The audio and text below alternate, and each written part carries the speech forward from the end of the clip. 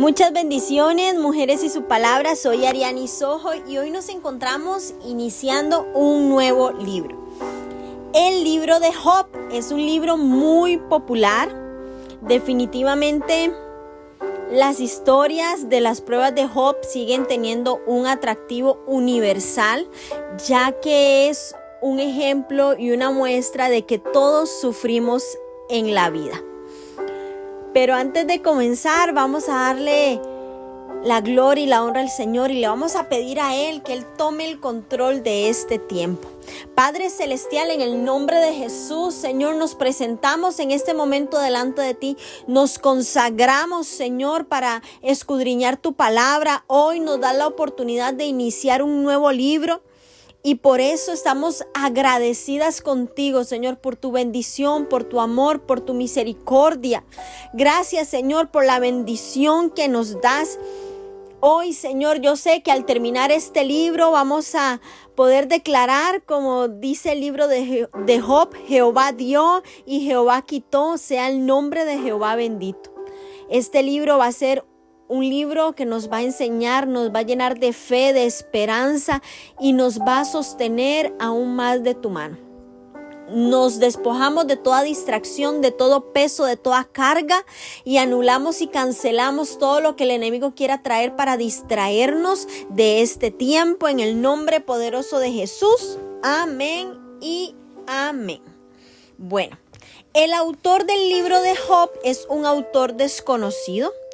Este libro se escribió entre los rollos del Mar Muerto descubiertos en Qumran. Solamente Job y los libros del Pentateuco estaban escritos en la antigua escritura paleohebrea, los cuales los señala como las composiciones más antiguas del canon bíblico. Se desconoce exactamente cuándo se escribió, pero probablemente Job vivió entre aproximadamente el 2200 y el 1900 antes de Cristo, en algún momento posterior al viaje de Abraham de Ur de los Caldeos a Canaán, que está en Génesis 11:31. Y mucho antes del éxodo de los israelitas de Egipto. ¿Dónde ocurren los eventos? En la tierra de Uz. Y esto lo vamos a ver en el momento que leamos el capítulo 1 en el versículo 1. Se encontraba en la zona de Edom, al este de la región norte de Arabia. Job tal vez vivió cerca de Wadi Siar, que se extendía unos 320 kilómetros, unas 200 millas, a lo largo de la parte oriental de la región, del noreste a sudeste. Además del entorno físico de la vida de Job y su familia, hay conversaciones decisivas entre el Señor y Satanás que tienen lugar delante de Jehová, en la presencia de Jehová, según lo entendía Job. Dios estaba en la altura de los cielos. La visión singular de la perspectiva de Dios respecto a los acontecimientos terrenales, vemos cómo ubica la vida de Job en un entorno de alcance cósmico. Y aunque Satanás dice venir de rodear la tierra y andar por ella, Yahvé declara que él ejerce soberanía absoluta sobre la tierra. ¿De qué trata Job? Job aborda la pregunta: ¿por qué sufren los justos? La Biblia nos enseña que el sufrimiento, mujeres, es el resultado de vivir en un mundo caído. En Job, sin embargo, la pregunta es la siguiente: ¿por qué sufren aquellos que viven vidas piadosas? Y cuando sufren, ¿por qué Dios parece tan distante e inalcanzable? El libro también trata de las actividades y de las actitudes hacia el sufrimiento. Los discursos de Job y sus amigos nos van a ilustrar ideas opuestas sobre el sufrimiento y las respuestas correctas ante él. Por un lado, los amigos de Job lo confrontan persistentemente con enfoques en blanco y negro sobre el tema de la retribución o la recompensa. Para ellos, Dios solo castiga al malhechor, de modo que Job debía de haber hecho algo para merecer su sufrimiento. Por otro lado, Job representa a aquella persona que interpela a Dios debido a su frustración e ira, pero sin renunciar a él ni negarlo. ¿Por qué debemos nosotras las mujeres leer este libro de Job? porque las mujeres que sufren suelen anhelar una explicación y una pregunta. Yo sé que muchas de ustedes han dicho, ¿por qué? ¿Qué he hecho para merecer esto, Señor? Y es que preguntar por qué no es incorrecto, y en este libro lo vamos a ver, pero tal como comprendió Job, Dios no está obligado a respondernos esa pregunta. Solo Él es soberano y Él es libre de hacer lo que estime conveniente, mujeres. Los discursos de Job y sus amigos nos muestran las limitaciones del entendimiento humano respecto a Dios y definitivamente respecto a sus caminos. Sin embargo, este libro también afirma que aun cuando las aflicciones de la vida son abrumadoras, las mujeres siempre podemos confiar en que Dios actuará conforme a su perfecta bondad, amor, misericordia y justicia que lo caracteriza. En el Nuevo Testamento vamos a leer más adelante cómo elogia tanto la paciencia de Job como la compasión y la misericordia del Señor hacia él en Santiago 5:11. Nunca habrá una respuesta satisfactoria a los por qué, pero este libro nos demuestra que una mujer que ha encomendado su vida al Señor puede optar por confiar en Él y en su bondad, incluso en las circunstancias más desgarradoras y debilitantes. ¿Cómo vamos a leer Job? Bueno, es que es fundamental familiarizarse con la estructura general del libro para entender sus partes. Los títulos colocados en el texto bíblico serán especialmente útiles para guiarnos en la lectura. El libro comienza y termina con un argumento muy básico: lo que le sucede a Job y cómo termina su historia. Esta estructura narrativa, con un prólogo desde el capítulo 1 al capítulo 2 y un epílogo, establece varios niveles de conflicto que luego desarrollan en el texto central a través de ciclos de monólogos dramáticos y de diálogos escritos en forma de poesía, como leer salmos. Y a medida que vamos a leer, es muy importante que prestemos especial atención a quién está hablando, ya que vamos a seguir un debate continuo entre 5 seres humanos, ninguno de los cuales transmite una comprensión totalmente fidedigna del Señor, como lo demuestran las palabras de Dios en los capítulos 38 al 41. Vean que es un libro bien grande, tiene muchos capítulos, es un libro con 42 capítulos, así que vamos a llevarnos bastante tiempo, varios días leyendo este libro de Job. Y es que el conflicto principal de esta historia es entre Dios y Satanás sobre los motivos de Job para temer y servir a Dios. Satanás desafía a Dios respecto a la rectitud de Job.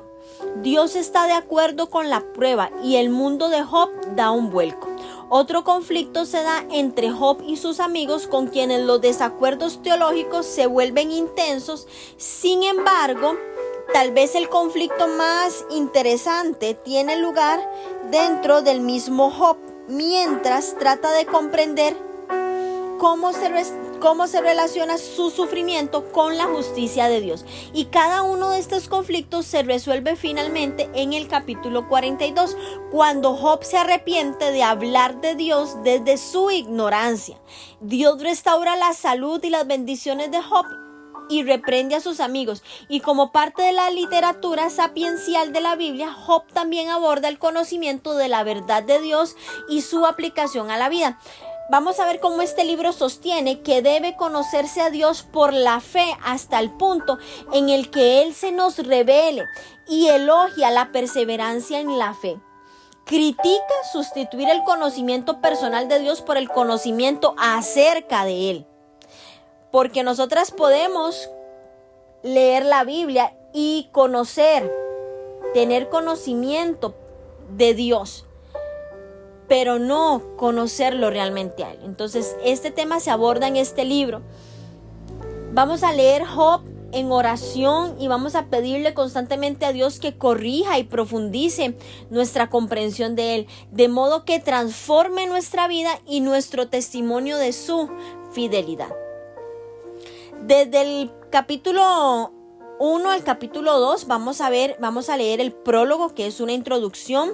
Vamos a ver la primera prueba de Satanás, las calamidades de Job, la respuesta de Job, la segunda prueba de Satanás, la respuesta de la esposa de Job y la respuesta de los amigos de Job.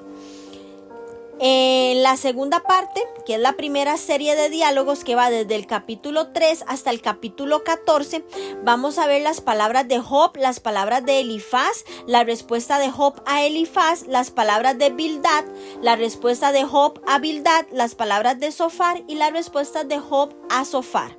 Estos eran amigos de Job. Como tercer punto, en el bosquejo vamos a ver la segunda serie de diálogos, que vamos a ver desde el capítulo 15 hasta el capítulo 21. Vamos a leer las palabras de Elifaz, respuestas de Job a Elifaz, palabras de Bildad, respuestas de Job a Bildad, palabras de Zofar y respuestas de Job a Zofar. La tercera serie de diálogos las vamos a leer desde el capítulo 22 hasta el capítulo 28. Esta es la cuarta parte del bosquejo y vamos a ver palabras de Elifaz, respuestas de Job a Elifaz, palabras de Bildad, respuesta de Job a Bildad y el himno de Job sobre la sabiduría. Como quinto punto vamos a ver el discurso final de Job, que va desde el capítulo 29 al 31, y vamos a ver una respuesta de Eliú desde el capítulo 32 hasta el capítulo 37. Como punto 7 vamos a leer las palabras finales de Dios en los capítulos desde el 38 hasta el capítulo 42, versículo 9, que es el primer mensaje de Dios, la respuesta de Job a Dios, el segundo mensaje de Dios y la respuesta de Job a Dios, y Dios habla a los amigos de Job.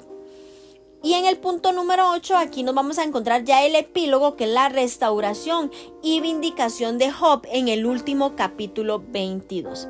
Así que usted dispóngase, abróchese los cinturones, porque vamos a tomar velocidad y vamos a ver cómo Dios nos llena de fe a través de esta lectura bíblica. Vamos a empezar con el capítulo 1, que tiene como título Las calamidades de Job. Este título, al igual que en Ruth y en Esther, el título Job, que en hebreo es Liob, L-Y-Y-O-B, y en griego Lob, identifica el personaje central de la narración. La evidencia en los textos indica que el nombre semita Job era común en las culturas del antiguo Cercano Oriente, pero no en Israel. Su significado permanece incierto pese a los esfuerzos para vincular su origen a la experiencia de Job. Dice el capítulo 1, hubo en la tierra de Uz un varón llamado Job, y era este hombre perfecto y recto, temeroso de Dios y apartado del mal, y le nacieron 7 hijos y 3 hijas. Su hacienda era 7,000 ovejas, 3,000 camellos, 500 yuntas de bueyes, 500 asnas y muchísimos criados. Y era aquel varón más grande que todos los orientales. E iban sus hijos y hacían banquetes en sus casas, cada uno en su día, y enviaban a llamar a sus 3 hermanas para que comiesen y bebiesen con ellos. Y acontecía que, habiendo pasado en turno los días del convite, Job enviaba y los santificaba, y se levantaba de mañana y ofrecía holocaustos conforme al número de ellos, porque decía Job: quizá habrán pecado mis hijos y habrán blasfemado contra Dios en sus corazones. De esta manera hacía todos los días. Un día vinieron a presentarse delante de Jehová los hijos de Dios, entre los cuales vino también Satanás. Y dijo Jehová a Satanás: ¿de dónde vienes? Respondió Satanás a Jehová. Dijo: de rodear la tierra y de andar por ella. Y Jehová dijo a Satanás: ¿no has considerado a mi siervo Job, que no hay otro como él en la tierra, varón perfecto y recto, temeroso de Dios y apartado del mal? Respondió Satanás a Jehová. Dijo: ¿Acaso teme Job a Dios de balde? ¿No le has cercado alrededor de él y su casa y a todo lo que tiene? Al trabajo de sus manos has dado bendición, por tanto sus bienes han aumentado sobre la tierra. Pero extiende ahora tu mano y toca lo que tiene, y verás si no blasfema contra ti en tu misma presencia. Dijo Jehová a Satanás: he aquí todo lo que tiene está en tu mano. Solamente no pongas tu mano sobre él. Y salió Satanás de delante de Jehová. Y un día aconteció que sus hijos e hijas comían y bebían vino en casa de su hermano el primogénito. Y vino un mensajero a Job y le dijo: estaban arando los bueyes y las asnas, paciendo cerca de ellos, y acontecieron los sabeos y los tomaron y mataron a los criados a filo de espada. Solamente escapé yo para darte la noticia. Aún estaba hablando cuando vino otro y dijo: fuego de Dios cayó del cielo, que quemó las ovejas y a los pastores y los consumió. Solamente escapé yo para darte la noticia. Todavía estaba hablando y vino otro y le dijo: los caldeos hicieron 3 escuadrones y arremetieron contra los camellos y se los llevaron y mataron a los criados a filo de espada. Solamente escapé yo para darte la noticia. Entre tanto que hablaba, vino otro que dijo: tus hijos y tus hijas estaban comiendo y bebiendo vino en casa de su hermano el primogénito, y un gran viento vino del lado del desierto y azotó las 4 esquinas de la casa, la cual cayó sobre los jóvenes y murieron. Solamente escapé yo para darte la noticia. Entonces Job se levantó y rasgó su manto y rasuró su cabeza, y se postraron en tierra y adoró. Y dijo: desnudo salí del vientre de mi madre, y desnudo volveré allá. Jehová dio y Jehová quitó, sea el nombre de Jehová bendito. En todo esto no pecó Job, ni atribuyó a Dios despropósito alguno. Amén. Wow, qué capítulo más poderoso. El carácter de Job es uno de los elementos principales de esta historia. En hebreo, las palabras perfecto significa tam, T-A-M, recto, íntegro, siempre en un sentido moral, de una raíz que significa entero, completo. Y eso era Job. Y es impresionante, porque al leer el libro de Job contamos con información que los protagonistas de la historia no tenían. Job, el personaje principal del libro, pierde todo lo que tenía sin haber cometido falta alguna. Mientras lucha por entender qué le está sucediendo, por qué está sucediendo todo esto, se hace evidente que no conocería las razones. Enfrentaría la vida sin respuestas ni explicaciones. Solo entonces se desarrollaría plenamente su fe. Debemos experimentar la vida como lo hizo Job, un día a la vez y sin respuestas completas para todas las preguntas de la vida. ¿Confiaremos nosotras en Dios como lo hizo Job sin importar lo que suceda? ¿O nos rendiremos ante la tentación de decir que realmente no le importamos a Dios? Esta no es una parábola, sino que es el relato sobre un personaje real que fue reconocido por Dios y la comunidad como alguien perfecto y recto. Como les dije, perfecto, recto, íntegro, entero, completo y recto, que en hebreo es yashar, Y-A-S-H-A-R, justo, derecho, íntegro. Estos son adjetivos complementarios. Perfecto no significa sin pecado. Más bien a Job se le conocía como un hombre honesto, fiel a su esposa, generoso con los pobres, justo en el trato con sus siervos y que no adoraba ídolos. La palabra recto, que era más común, caracteriza a alguien que no se desvía alguien que no se desvía de las normas de comportamiento correcto al relacionarse con los demás. Y en conjunto estas dos palabras, un varón perfecto y recto, indican que Job era un hombre de gran valía, que mostraba una integridad inusual en su trato con Dios y con los hombres. Y esta descripción refleja una revelación rabínica temprana de que el verdadero estudioso era aquel cuyo carácter interno coincidía con su exterior, con su conducta externa.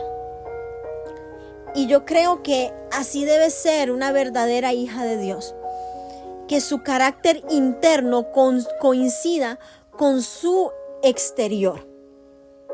Job también dice que era temeroso, que en hebreo es yareh, Y-A-R-E tildada, que viene de venerar, de adorar.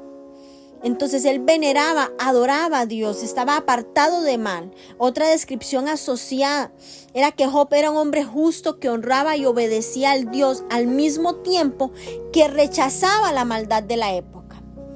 Y esta evolución de Job no era simplemente el criterio del escritor, sino también el de Dios, lo cual nos demuestra desde el principio que las acusaciones de sus amigos respecto al pecado en su vida eran infundadas. Además de ser un hombre personalmente consagrado a Dios y de un carácter moral impecable y sin indicio de hipocresía, Job también ejercía fielmente un liderazgo espiritual ejemplar como cabeza de su hogar de una manera apropiada a su contexto, y de forma manifiesta había separado a sus hijos para el Señor y asumía un papel de intercesión por ellos, ofreciendo todos los días el holocausto por sus hijos e hijas en caso de que estos hubieran pecado interna o externamente.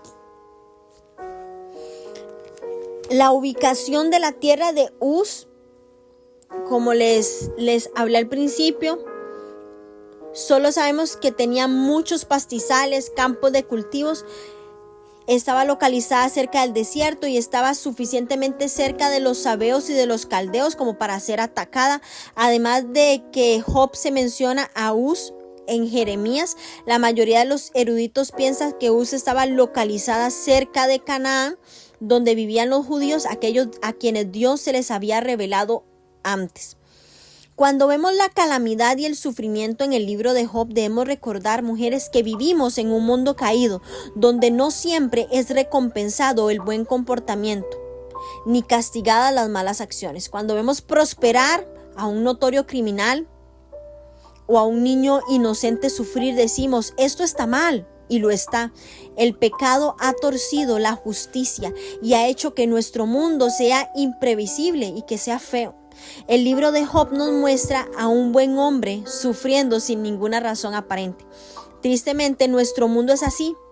Sin embargo, la historia de Job no termina en la desesperación, y a lo largo de la vida de Job vamos a poder ver que tener fe en Dios tiene sentido, aun cuando nuestras situaciones parecen no tener esperanzas. La fe basada en recompensas o en prosperidad es una fe hueca. Para ser firmes, la fe debe ser edificada sobre la confianza de que se llevará a cabo el propósito supremo de Dios en nuestras vidas. Vemos cómo Job mostró una gran preocupación por el bienestar espiritual de sus hijos, temeroso de que hubieran pecado por ignorancia. Ofrecía sacrificios por ellos como parte de sus celebraciones. Vemos que lo hacía diariamente, y aquí es donde nosotros tenemos que, como padres de familia de la actualidad, mostrar el mismo interés al orar, al entregar, al consagrar nuestros hijos todos los días, el sacrificar tiempo cada día para implorar que Dios tenga misericordia de nuestros hijos, para que los perdone, para que los ayude a madurar, para que los proteja, para que los auxilie, para que los lleve a tener una vida agradable para Él. tenemos que hacerlo. Esto es muy, muy importante. Vemos cómo la entrevista de Satanás con Dios se da a partir del versículo 6 y vemos cómo esto nos deja una gran enseñanza, porque Satanás debe rendirle cuentas a Dios, ya que vemos aquí cómo se presenta delante de él. También vemos cómo la mente de Satanás es como un libro abierto para Dios, quien le obligó a confesar sus intenciones. Satanás está detrás de los males que sufre el mundo. No es omnipotente ni omnisciente y nada puede hacer sin la autorización, el permiso de Dios. Cuando Dios le permite hacer algo, le pone límites a su acción. Satanás es un oponente, el que odia, el acusador. Él es el adversario, el enemigo, aquel que resiste, que obstruye, que limita todo lo bueno. Satán viene de un verbo que significa oponerse o resistir. Como sustantivo puede describir a cualquier oponente, pero cuando la forma en forma de adverbio aparece, se traduce usualmente como Satanás, no a un título de nombre, sino como una descripción de su carácter de enemigo, ya que Satanás es el odiador, el que se opone a Dios, el que se opone al amor de Dios. La humanidad no fue testigo del principio de Satanás, pero por designio divino sí vamos a ser testigos de su final, de un final eterno de tormento y de humillación. Los hijos de Dios, esta es la misma frase que aparece en Génesis.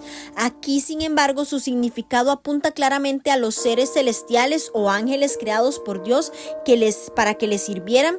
Satanás está entre ellos y aparece como el adversario para causar problemas en el reino de Dios.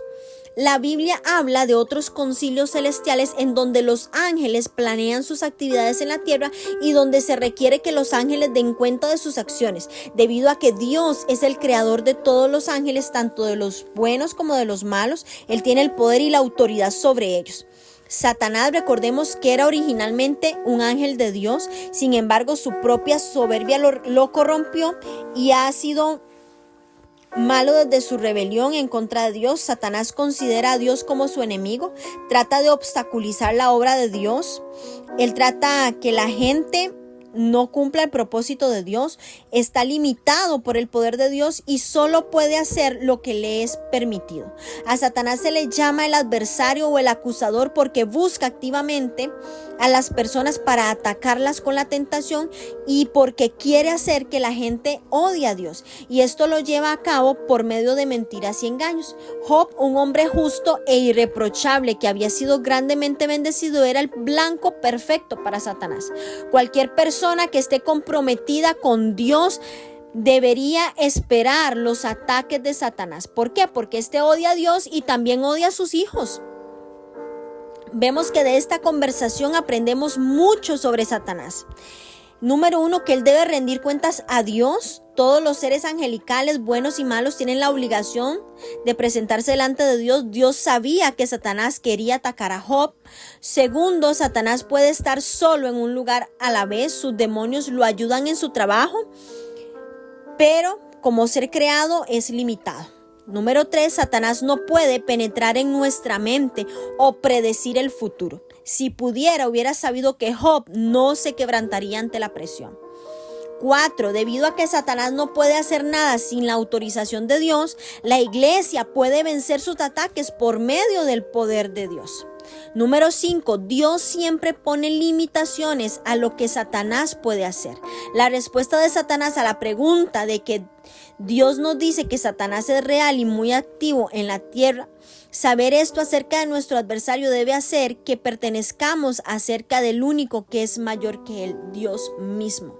Satanás tiene límites, pero si nosotras le autorizamos, le cedemos campo, es donde él comienza a ganar las batallas. La pregunta de Dios no significa que desconociese las actividades de Satanás. En ese versículo 7, donde él le pregunta ¿de dónde? Y es que esta pregunta suele realizarse para identificar el país de procedencia de la persona y por lo tanto su trasfondo cultural o intenciones. Por lo tanto, por ejemplo, los marineros del barco de Jonás preguntaron desesperados al profeta fugitivo: ¿qué oficio tienes y de dónde vienes?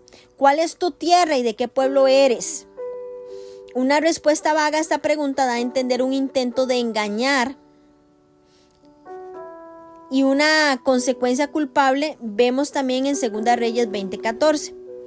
Entonces él le dice que viene de rodear, que es en hebreo shut, de pasear, de vagar, de recorrer, de que está esparcido la tierra, y de andar, que es alak en hebreo, H-A-L atildada K, de andar de aquí para allá, de deambular. No indica un vagar sin rumbo, sino una supervisión vigilante y quizás incluso un disfrute desafiante de su territorio. ¿Por qué? Porque 1 Pedro 5:8 dice: vuestro adversario el diablo, como león rugiente, anda alrededor de un lugar a otro. Él anda haciendo uso debido de las oportunidades, buscando a quien devorar. Y esta forma del verbo alak se utiliza también en Génesis 3:8, Jehová Dios que se paseaba en el huerto. Entonces vemos que el poder de Satanás siempre está sujeto al gobierno soberano de Dios. En el Antiguo Testamento se utiliza 2 veces el verbo chut para reafirmar la completa supervisión del Señor sobre toda la tierra. Y en este caso, para Satanás, donde él también estaba supervisando, dándose la vuelta por la tierra para buscar alguna oportunidad.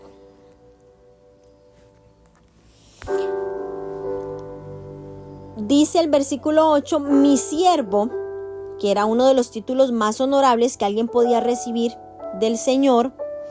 Job estaba bien acompañado por Abraham, Moisés y David. La descripción de Dios respecto al carácter de Job fue, al parecer, la fuente de las palabras introductorias del narrador. Satanás no podía negar la rectitud de Job, pues todo lo que dice Jehová es indiscutiblemente cierto.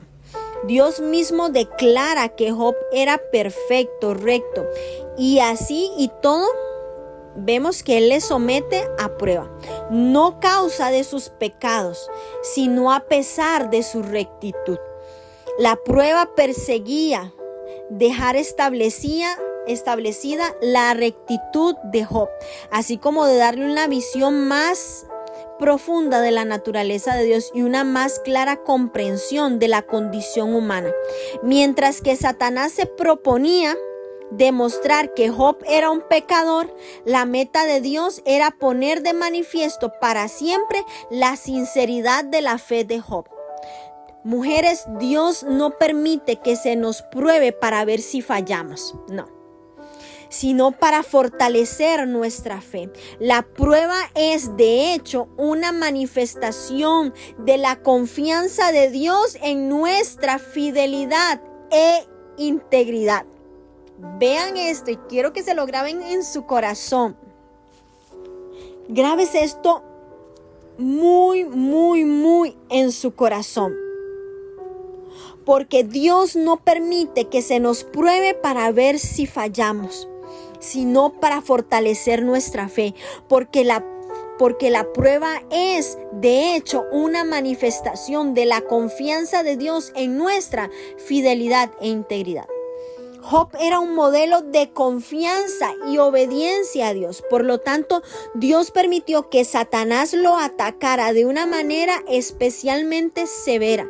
Si bien Dios nos ama, nuestra fe y obediencia a Él no nos protegen de las calamidades de la vida.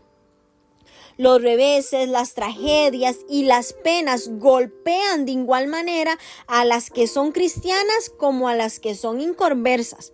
Pero en medio de esas pruebas, Dios espera que nosotras expresemos nuestra fe al mundo.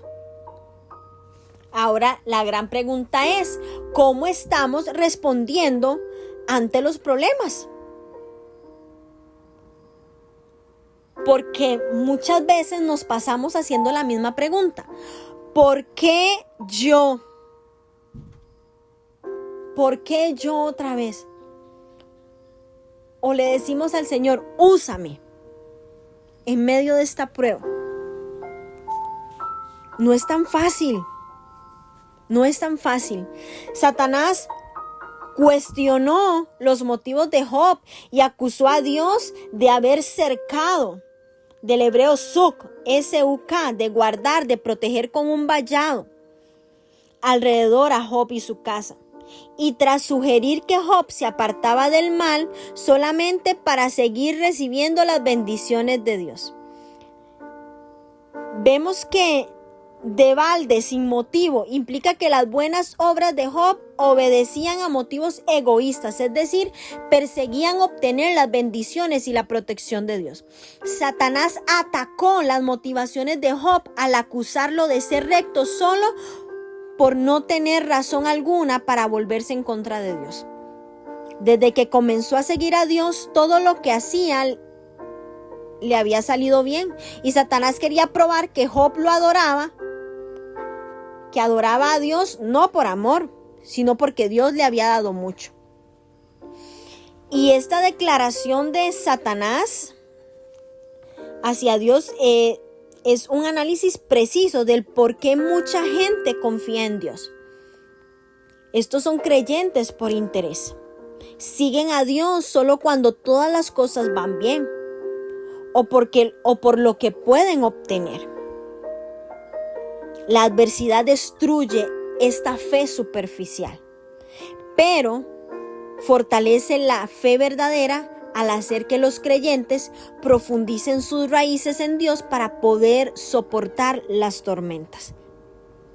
Satanás desafió al Señor a que le permitiese demostrar, como cualquier otro hombre, que Job estaba sujeto a sus propios intereses. El ataque del acusador iba dirigido a la naturaleza de Dios y daba a entender que la única manera en que él podía hacer que las personas lo adoraran. Vean qué fuerte lo que Satanás le dice a Dios. Satanás le dice a Dios que la única manera en que Dios podía hacer que la humanidad lo adore era dándole riquezas. Y esto fue muy fuerte de parte de Satanás. Esta conversación entre Dios y Satanás nos enseña un hecho importante acerca de Dios. Él está absolutamente consciente de cada uno de los intentos de Satanás para hacernos sufrir y provocarnos dificultades. Aun cuando Dios nos permita sufrir, por alguna razón más allá de nuestro entendimiento, nuestro problema nunca lo toman por sorpresa y siempre tiene misericordia de nuestras situaciones. Él está al cuidado de nuestras situaciones. Al permitir que Satanás tuviese control sobre todo lo que Job poseía, Jehová demostró confianza en la fidelidad de Job. Dios limitó el alcance del poder de Satanás sobre Job. Sin embargo, sin su autorización expresa, el adversario no podía afligirle ningún mal. En un día, Job perdió a todos sus hijos y sus bienes. 4 catástrofes ocurrieron en rápida sucesión, 2 causadas por las fuerzas de la naturaleza y otras 2 por ataques humanos. Las 4 se vinculan con la dramática llegada de mensajero uno detrás de otro. Cada uno afirmaba ser el único sobreviviente de la catástrofe. Antes de que Job pudiese asimilar una noticia, llegaba otra sobre una pérdida mayor. Los sabeos eran un grupo de invasores nómadas procedentes de Saba en el suroeste de Arabia. Su ataque fue un golpe a la riqueza de Job, pero también murió un número incalculable de criados, lo cual sin duda causó dolor y dificultades a sus familias. Habría sido fácil para Job culpar a sus enemigos sabeos de la violenta incursión contra sus animales, pero parte de la revelación divina sobre la conversación entre el Señor y Satanás, tanto él como sus criados lo pudieron concluir que el Señor mismo había destruido las ovejas y sus pastores con el fuego de Dios que cayó del cielo. Los caldeos de Mesopotamia eran merodeadores nómadas que posteriormente emigraron a Babilonia. Una vez más, Job no tuvo a quien culpar cuando recibió la noticia más devastadora de todas, la muerte de todos sus hijos, que un gran viento había golpeado las 4 esquinas de la casa, es decir, de cada dirección. Sugiere que fue un torbellino o un tornado. Job no ocultó su pesar. Él no ocultó lo abrumado que estaba. La demostración de sus sentimientos no significó que había perdido su fe en Dios. Más bien demostró que era un humano y que amaba a su familia. Dios creó nuestras emociones y no es pecado o inapropiado expresarlas como lo hizo Job. Si había experimentado una grave pérdida, una desilusión o una angustia, lo importante es admitirlo, admitir esos sentimientos ante usted y ante los demás y dejar salir la aflicción.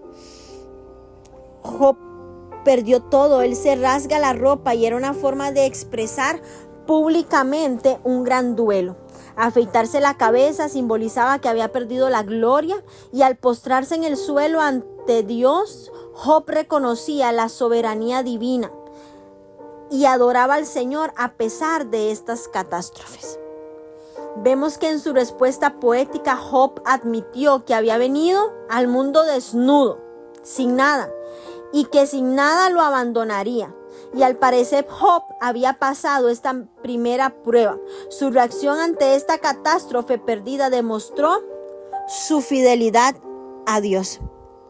Job pierde en esta primera prueba posesiones y familia, pero reaccionó correctamente hacia Dios al reconocer su soberana autoridad sobre todo lo que él le había dado. Satanás pierde este primer asalto. Job pasa la prueba y demuestra que la gente puede amar a Dios por lo que Él es. Vamos ahora a leer el capítulo número 2. No tiene título.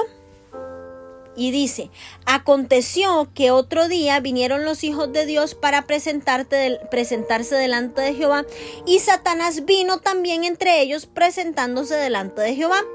Y dijo Jehová a Satanás: ¿de dónde vienes? Respondió Satanás a Jehová y dijo: de rodear la tierra y de andar por ella. Y Jehová dijo a Satanás: ¿no has considerado a mi siervo Job, que no hay otro como él en la tierra, varón perfecto y recto, temeroso de Dios y apartado del mal, que todavía retiene su integridad, aun cuando tú me incitaste contra él para que lo arruinara sin causa? Respondió Satanás, dijo a Jehová: piel por piel, todo lo que el hombre tiene dará por su vida, pero extiende ahora tu mano y toca su hueso y su carne, y verás si no blasfema contra ti y en tu misma presencia. Y Jehová dijo a Satanás: he aquí, él está en tu mano, mas guarda su vida. Entonces salió Satanás de la presencia de Jehová e hirió a Job con una sarna maligna desde la planta del pie hasta la coronilla de la cabeza. Y tomaba Job un tiesto para rascarse con él, y estaba sentado en medio de ceniza. Entonces le dijo su mujer: ¿aún retienes tu integridad? Maldice a Dios y muérete.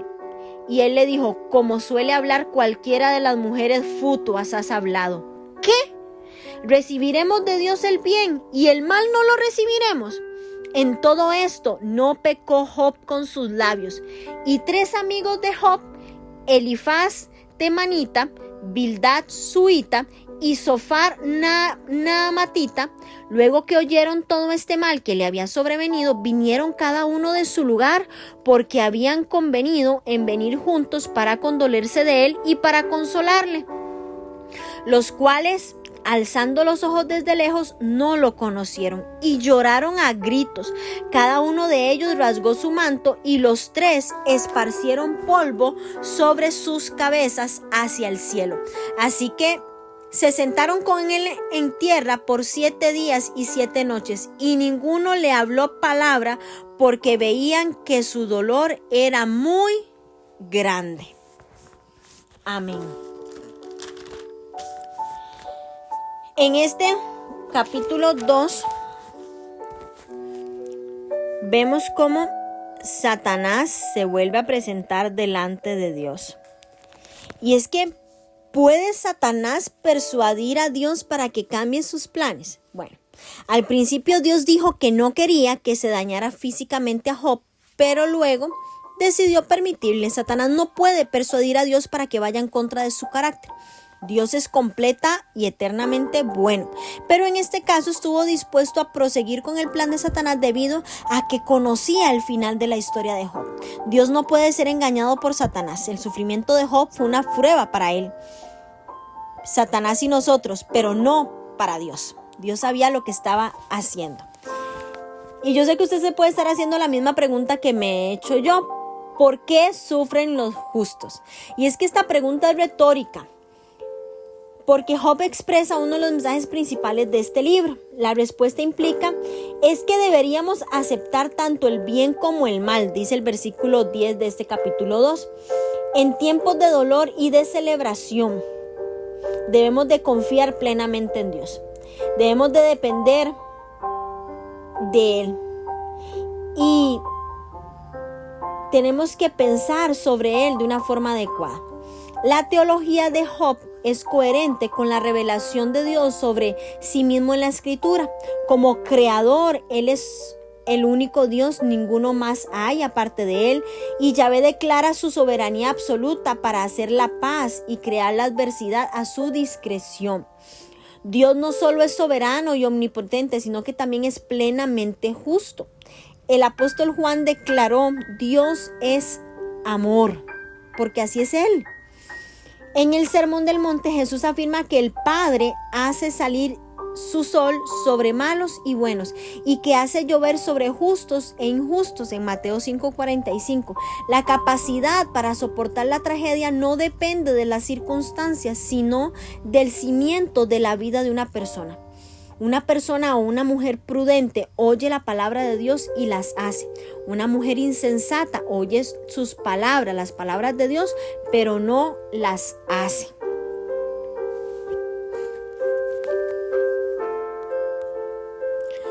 Piel por piel. Y era una frase proverbial que, según creen algunos, se originó en el trueque de pieles de animales. Al parecer tiene un significado similar a ojo por ojo, y fue el comentario de Satanás respecto a la respuesta de Job a la pérdida de su familia. Satanás continuaba con la opinión de que Job era fiel debido a las bendiciones de Dios, y que creía que Job era tan egoísta que no había sido conmovido por la pérdida de su familia. Y el siguiente paso de Satanás, por lo tanto, fue provocarle un sufrimiento físico a Job para provocar su acusación original. Satanás desafió a Dios a golpear el cuerpo de Job en el sentido de dañar o herir tan profundamente a su siervo que demostrara que su devoción era una farsa. Satanás siempre, mujeres, tenemos que tenerlo claro, él va a procurar desafiar la verdad de lo que Dios dice. En este caso quería probar que Dios había juzgado mal a este varón perfecto y recto. Y una vez más, Dios establece un límite para la actividad de Satanás. Era evidente que éste no podía rebasar este límite, y tampoco había ningún indicio de que fuese realmente capaz de acabar con la vida de Job. Por lo tanto, el narrador y el lector saben lo que Job y sus amigos no sabían: que al final el carácter de Job debía pasar la prueba, y que era el resultado, y que el resultado no sería su muerte. Una vez más tuvo que buscar el permiso de Dios para causar sufrimiento a Job. ¿Por qué? Porque Satanás tiene poder limitado. No podía destruirlo. Y ahora viene sobre él una sarna maligna, similar a la definición que nos ofrece Deuteronomio 28:35 y Levítico 13:18. Y puede que se refiera a la elefantiasis, una enfermedad que provoca terribles dolores y deformaciones. La enfermedad parece que apareció súbitamente a Job y se extendió rápidamente por todo su cuerpo. No se indica que a Job le haya sido impuesto aislamiento alguno, sin embargo, él mismo se trasladó en medio de ceniza en señal de duelo por la muerte de sus hijos. Y es que la ceniza, en hebreo efer, residuo en forma de polvo de la destrucción de la materia física con fuego, se asocia con expresiones de dolor extremo y de los consiguientes sentimientos de inutilidad. Job tal vez estaba sentado en el basurero o en el estercolero que normalmente se encontraba fuera del pueblo, y estar sentado en medio de ceniza era una forma de asimilar las pérdidas irreversibles que ahora incluían su salud. Vemos que por primera vez y única vez se habla de la mujer de Job. Él la menciona solamente 3 veces, en este caso el capítulo 2, en el capítulo 19 y en el capítulo 31. En todos los casos, mujer es singular. No hay indicio de que Job tuviese otras mujeres o concubinas, aun cuando el texto señala que después de su terrible apariencia, el Señor lo bendijo con otros 7 hijos y 3 hijas. La integridad de Job parece incluir la monogamia. Esta mujer necia, muy necia, perdió a todos sus hijos en un día, alentó a su marido a maldecir a Dios y a morir, fue reprendida por Job por hablar como una mujer necia, y al final vemos cómo el sufrimiento de su esposo lo instó a hacer exactamente lo que Satanás quería, que maldijera a Dios. Nos demuestra que los sentimientos naturales de aflicción pueden tentarnos a rechazar a Dios o a enojarnos con Él.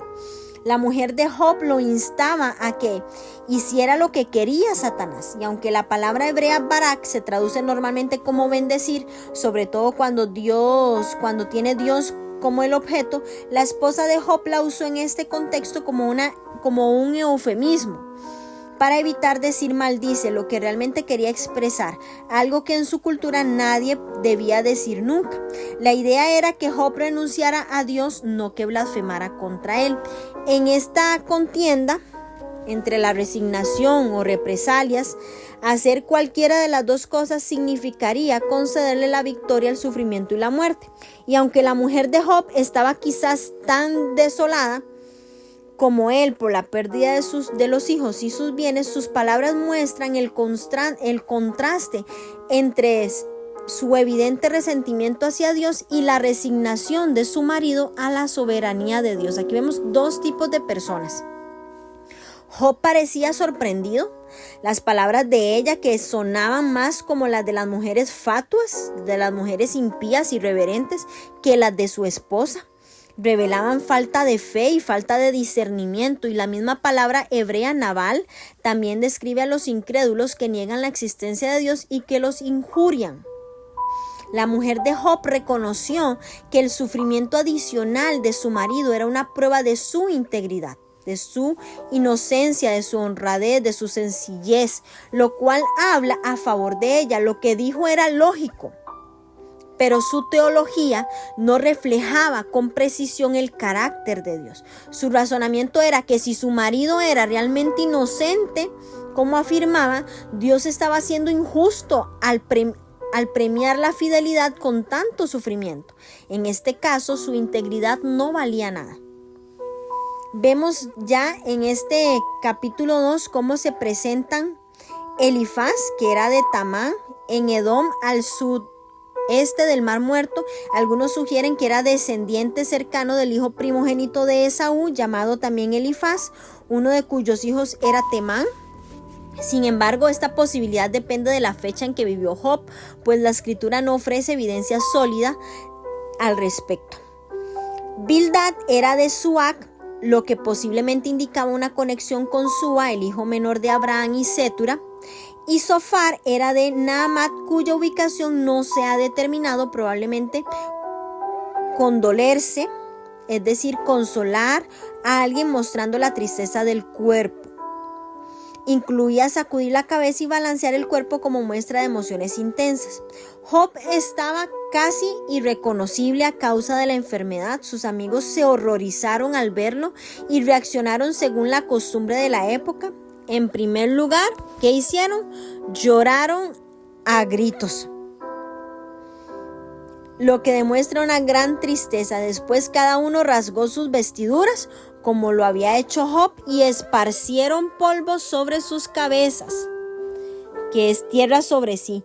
Sentarse en silencio junto al doliente, como sucedió con Job, fue una tradición conservada en el Talmud. La persona que brindaba consuelo no le hablaba al doliente hasta que éste le dirigiera la palabra. Aquí al menos los amigos de Job ilustran maravillosamente el ministerio de la presencia, y a menudo el mejor regalo de un amigo puede ser dar a quien enfrenta una tragedia inexplicable su presencia. Esos amigos, al ver que Job estaba en dificultades, corrieron a verlo, hicieron el esfuerzo de acercarse, y por eso ellos llegan y se quedan ahí en silencio. Con frecuencia sentimos que tenemos que decir algo espiritual o atinado a un amigo que sufre. Quizá lo que más necesita es tan solo nuestra presencia, mostrarle que nos interesa. Respuestas preparadas y a veces esas citas tan trilladas de que todo va a estar bien no dicen tanto como la empatía manifestada por medio de un silencio y de ese compañerismo afectuoso de estar presente. Vamos ahora a leer este capítulo 3, que es el último de hoy, que tiene como título Job maldice el día que nació. Después de esto, Job abrió su boca y maldijo su día, y exclamó Job y dijo: perezca el día en que yo nací, y la noche en que se dijo varón es concedido. Sea aquel día sombrío, y que cuide de él Dios desde arriba, y no cuide de él Dios desde arriba, ni claridad sobre él resplandezca. Aféenlo tinieblas y sombra de muerte repose sobre el nublado. Que lo haga horrible como día caliginoso. Ocupe aquella noche la oscuridad, no sea contada entre los días del año, ni venga en el número de los meses. O que fuera aquella noche solitaria, que no viniera canción alguna en ella. Maldíganla los que maldicen el día, los que se aprestan para despertar a Leviatán. Oscurezcanse las estrellas de su alba. Espere la luz y no venga, ni vea los párpados de la mañana, porque por cuanto no cerró las puertas del vientre donde yo estaba, ni escondió de mis ojos la miseria. Porque yo no morí en la matriz, o expiré al salir del vientre. ¿Por qué me recibieron las rodillas y aquellos pechos para que mamase? Pues ahora estaría yo muerto y reposaría, dormiría, y entonces tendría descanso con los reyes y los consejeros de la tierra, que reedifican para sí ruinas, o con los príncipes que poseían el oro, que llenaban de plata sus casas. ¿Por qué no fui escondido como abortivo, como los pequeñitos que nunca vieron la luz? Allí los impíos dejan de perturbar, y allí descansan los de agotadas fuerzas. Allí también reposan los cautivos, no oyen la voz del capataz. Allí están el chico y el grande, el siervo libre de su señor. ¿Por qué se da luz al trabajado, y vida a los de ánimo amargado? ¿Qué esperan la muerte y que ella no llega? Aunque la busqué más que tesoros que se alegran sobremanera, y se gozan cuando hallan el sepulcro. ¿Por qué se da vida al hombre que no sabe por dónde ha de ir, y a quién Dios ha encerrado? Pues antes de mí pan viene mi suspiro, y mis gemidos corren como aguas, porque el temor que me espantaba me ha venido, y me ha acontecido lo que yo temía. No he tenido paz, no me aseguré ni estuve reposado. No obstante, me vino turbación. Amén. Bueno, este capítulo 3, Job, vemos que este primer ciclo de discursos comienzan con Job lamentando el día de su nacimiento, y a pesar de su ira, de su frustración y de su tristeza por las pérdidas sufridas, Job aún no maldice a Dios. Las palabras de sus 3 amigos nos van a demostrar la creencia de que Dios recompensa a los justos y castiga a los culpables. Eso lo vamos a ir viendo conforme avanza, porque esta parte que comienza es la segunda parte que va desde el capítulo 3 hasta el capítulo 14. Vemos esta perspectiva teológica que es coherente con la escritura, pero se aplica erróneamente en el caso de Job. La conclusión de que si Job sufría era porque había pecado tenía lógica, pero en este caso, como reconoce Job, no era adecuada, ya que contradecía la opinión de Job que se expresa en el capítulo 1 y también que se expresa en el capítulo 2. Entonces vemos aquí la respuesta de Job a esta segunda prueba, que era la aflicción física. Estuvo en severo contraste con su actitud después de la primera. Job continuó sin maldecir a Dios, pero maldijo el día de su nacimiento. Sentía que hubiera sido mejor no haber nacido que ser desechado por Dios. Job estaba luchando de una manera emocional, física y espiritual. Su miseria era profundamente intensa, y nunca subestime, mujer, lo vulnerable que somos durante los tiempos de sufrimiento y dolor. Debemos asirnos fuerte de nuestra fe aun cuando no tengamos alivio. En los días de Job se